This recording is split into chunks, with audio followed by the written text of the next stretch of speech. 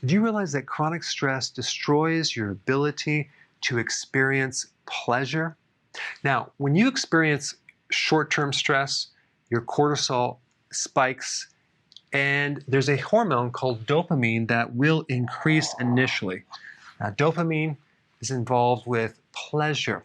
And in this case, it can act as a protective counter effect from the stress. When you go through stress over a long period of time, you're constantly triggering dopamine to the point where the receptors for dopamine start downgrading, to the point where it doesn't work anymore. And the same thing happens with chronic consumption of sugar, drugs, certain medications will do the same thing. With stress and high cortisol over a long period of time, you may notice that it's more difficult to experience pleasure. You're less motivated, you're less awake or and alert, and you basically just have more stress because there's no more counter hormone to kind of buffer that. What can you do about that? Let's give you a couple things to do. Number one, you need to get more sleep, a lot more sleep.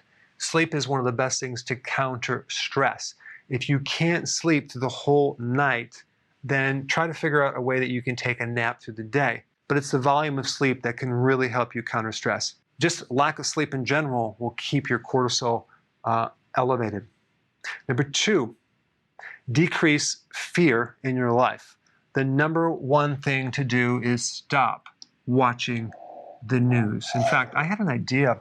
I wanted to do a clinical experiment with a number of people to document this, because I know this is true, and evaluate someone's cortisol levels, dopamine levels, the immune system, from just 2 weeks of watching the news, regular news, right? Then to compare that with a group of people that watch no news whatsoever. I will guarantee there will be significant changes and improvement just by not watching the news for 2 weeks.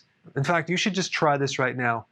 Stop watching the news for 2 to 3 days and just see how you feel. And then go back to watch the news and see how you feel. Then you can decide what will be the better thing to do. Number three, exercise will give you more oxygen. It reduces stress. Get out in nature more. Go for walks, hikes in nature. It's a huge therapy. And you already know that, but I'm just making note of this. And number four, isolate the source of your stress. What is the number one source of stress in your life? Go ahead and type it down in the comment section right now. Now what you do is you attack the source of that stress. Do whatever you can to eliminate that stress, or at least reduce it.